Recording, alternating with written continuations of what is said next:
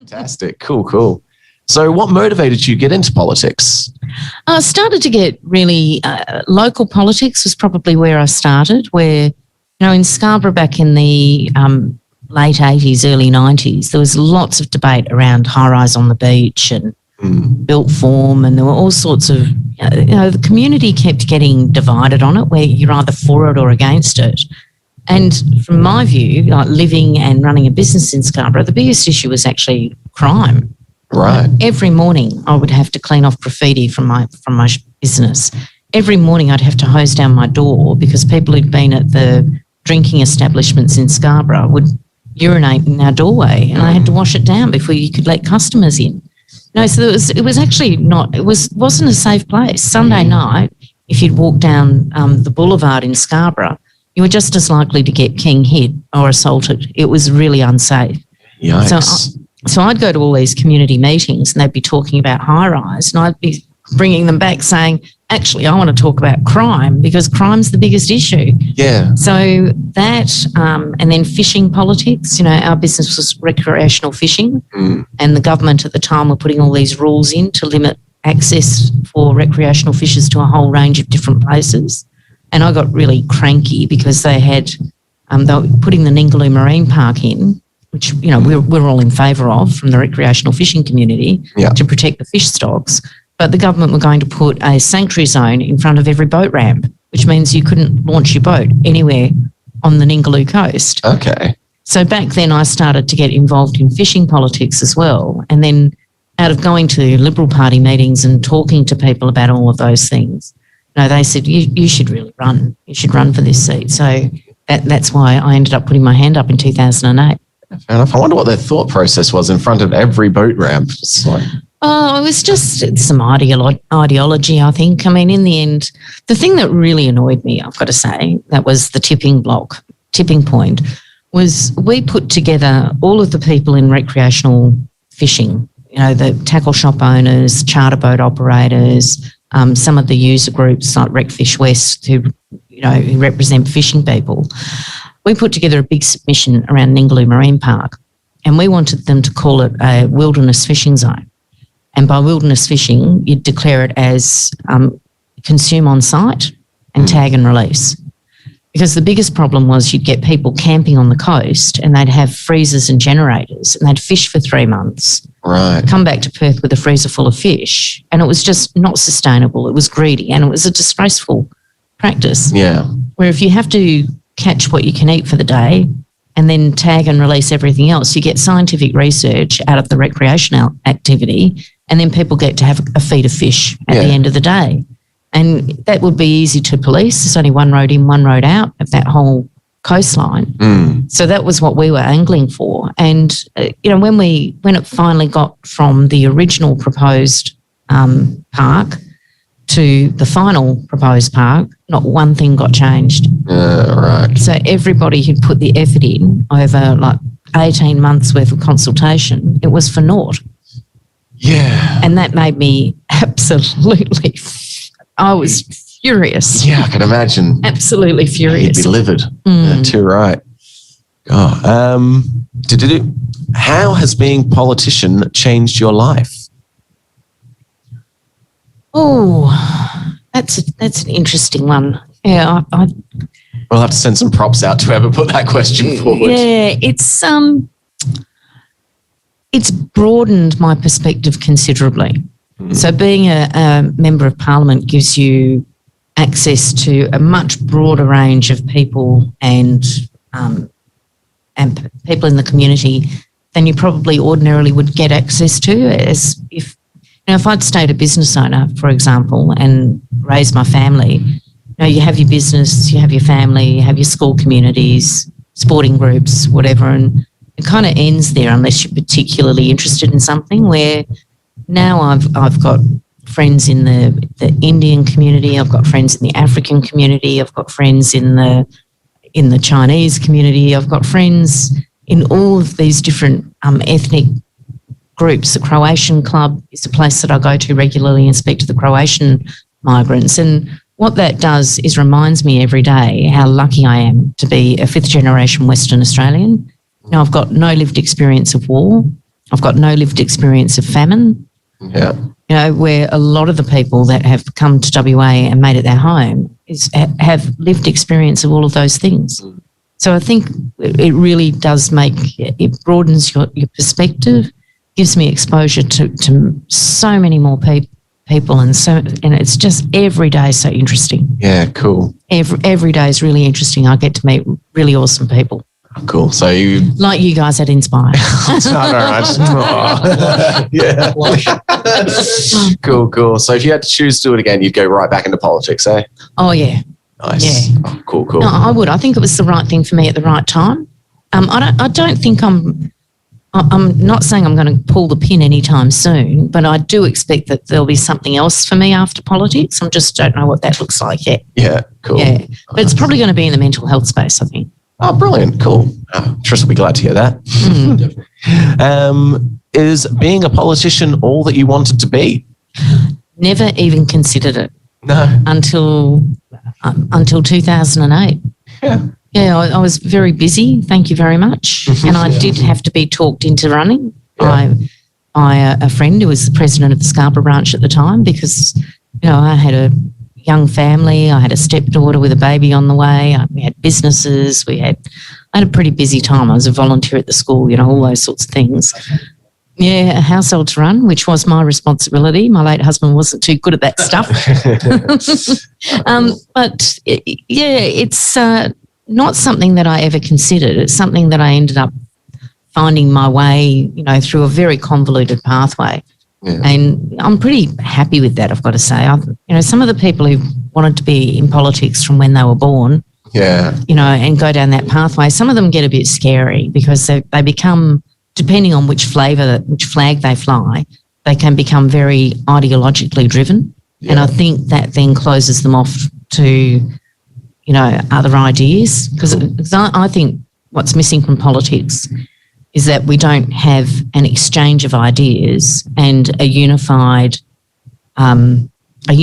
goal of getting the best outcome out of the exchange of those ideas. Now, sometimes in the parliament you get that with legislation where you get improvements, but a lot of the time the debate is all about, well, no, this is my point of view and you're wrong.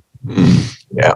And that's actually, you can hear that debate occurring at the moment in the community around lots of different things. Well, no, this is my opinion, and if you disagree with that, well, you're wrong.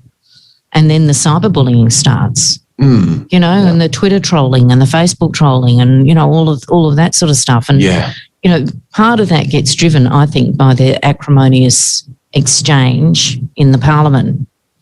So I think there's a way we need to improve that. And that's part of what inspires me to stay there, is I think I can be part of that. Oh, cool. Oh, brilliant. So little child Liza, what does she want to do? I wanted to be a teacher. Oh, yeah, cool. Yeah. So I went to university for 3 years to do, I always wanted to be a primary teacher, to be honest. Yeah. But I did very well in my exams, and I was told I would be wasting my brain if I went to primary teaching, which is a terrible thing to say to an 18-year-old, but that's what I was told. Yeah. I was told to go to university, get your science degree, and then get your diploma of education. Then you can be a upper high school teacher or whatever it might be. And I just love little kids, so I kind of took the wrong advice, if you like, around my career pathway. But do I regret it now? No, because I wouldn't change any part of my life. I mean, it's not been easy. Right. But even that experience, of nursing my husband through cancer and going through his death and the fallout of that on our family, that actually flushed out for me some of the most awesome people in my life who were around me to support me and to support our kids. And it brings out the best and the worst in people when you're going through a crisis. But I'm just thankful every day that I got to see how wonderful those people are in my life. Oh, fantastic. You have a wonderful view on life. Oh, thank you. What has been your single biggest achievement so far? Yeah, that's an interesting one. I think the single biggest achievement of our government was getting so far along the way with the Southwest Land and Sea Settlement. That will be the biggest native title settlement in Australia when it's finished, which will basically work out, like the Noongar people, the Noongar Nation will get some of their healing lands back. There will be some funding involved in all of that, and we nearly had that finished. Yeah. And that took a lot of consultation and a lot of work, and there's just a lot of legal stuff around it at the moment. But that to me is pretty important. Yeah. And, locally in Scarborough, I went to the first election saying I wanted to revitalise the Scarborough foreshore. Scarborough's fantastic now.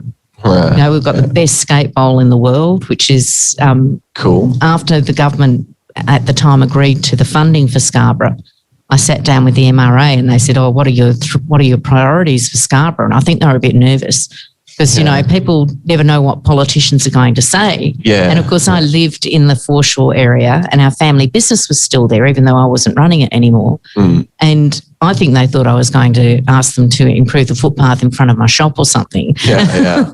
But I wanted to have the clock tower from Scarborough Rotary stay exactly where it was and be part of the foreshore because it's part of our history.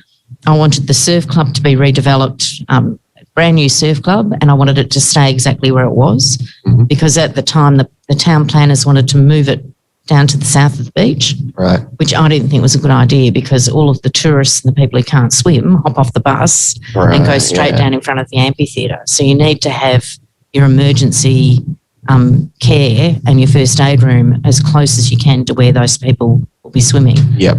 Because they're the ones who get into trouble. And the other one was a kick-ass skate bowl. Yeah. Because Scarborough's always been a young person's beach. And once the sea breeze comes in, if they don't have a focal point and something to do, they get up to mischief. Yeah, I was going to say, all those activities for young people would have helped with the crime situation. It's just amazing. It's just amazing. So the skate bowl, you get little tackers, 3 years old and 50-year-old men skateboarding in there and taking turns and learning from each other. It's really, really fantastic. Yeah. So beyond any of my ability, but I've seen some of the things they can do. It's amazing. Yeah. So there's sort of my local Scarborough foreshore redevelopment was a big one. A new primary school, one of my primary schools was falling apart. That was one of the things I campaigned for. And another one was a traffic solution around the Westfield, Innaloo and IKEA site. And that's actually underway now as well. So, cool. Brilliant. Yeah, every election I go to it with what's next. Yeah. And I think while I can still keep finding a what's next, I'm probably still useful. When I run out of things to achieve, I should probably step aside because somebody else will be able to see what else is next. Yeah. Oh, cool. And then you can focus on that thing that you wanted to find after politics, whatever that is. Whatever that may be. Yeah. What did you hope to achieve by being a politician? I think we kind of covered that. We've covered that. Yeah. What advice do you wish you had been given before becoming a politician? Oh, now that's a very, very good question. Yeah, because a minute ago you said you wouldn't want to change anything and getting new advice would change things. So a couple of things I would change. I would have backed myself in a bit harder on some of the things that I thought were important. Yeah. So when I was police minister, there were a couple of things I wanted to get. One of them was workers' compensation for police officers. And one of them was when police leave the police service, they're actually covered by a piece of legislation called the Police Act. And in that, the only way police can be removed is through what's called a Section 8 process, which is because of the way that they're sworn in. They become police officers from the day that they train. They get sworn in as an officer. So this Section 8 removal process is the way that police get removed if they're sick, if they've got mental health issues, but also if they've been found to be corrupt or dishonest or inappropriate to be a police officer because they've committed crimes. And I wanted to change that Section 8 process so that Section 8 is for the naughty people. Right. And for people who have health and mental health issues, they have a different, more compassionate removal process. Yeah. And the advice I had at the time from the State Solicitor's Office was to combine it all in a big omnibus bill where you get it all through in one hit. Right. And because we delayed it that way, I didn't get to change the Section 8 removal process. And that was something that was really important to me. And I should have, with the benefit of hindsight, I'd have kicked back and said, I'm not waiting for the rest of that rubbish.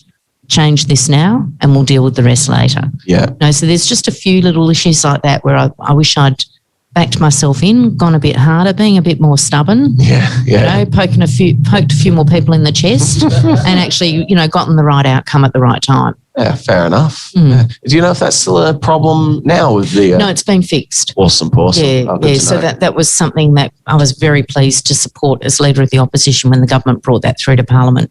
Cool, well done. And the workers' compensation scheme is still not there, which is, that's the government says they've got something lined up. So after the election, we'll see. I expect that the Labor government are going to win because of the popularity of the Premier. Yeah. But hopefully they'll bring that workers' compensation legislation for police officers through early. Yeah. Because we need to get that done.